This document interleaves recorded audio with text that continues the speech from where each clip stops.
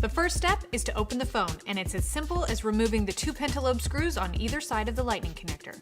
Once those are out and organized on your mat, use your ice clack to pop open the phone. Slide the iPhone between both suction cups and press firmly right above the home button. Then just pop it open. Don't open the phone too far or you risk damaging the home button cable or the socket it plugs into.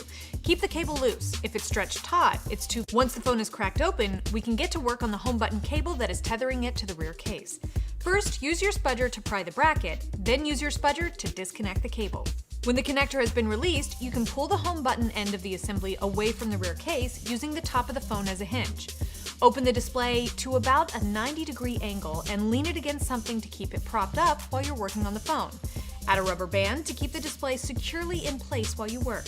This prevents undue strain on the display cables. Time to disconnect the battery. To do that, we just need to remove the two screws holding the bracket in place. Remove the bracket and then disconnect the battery with your opening tool.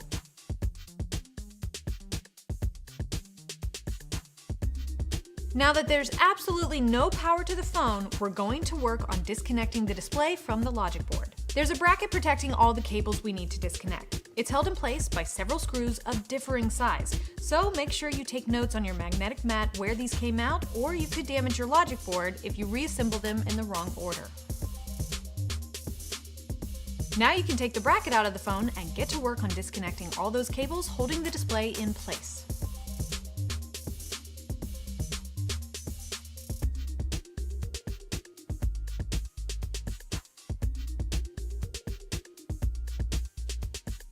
To remove the battery, use the tip of your spudger to lift the battery adhesive tabs.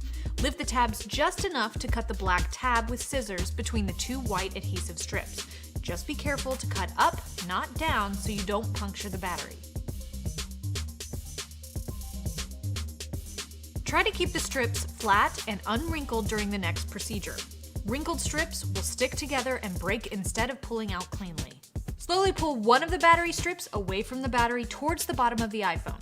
Guide the strip carefully around the corner and up the side of the battery. Be careful not to snag it on any of the other internal components. Repeat this procedure with the last strip.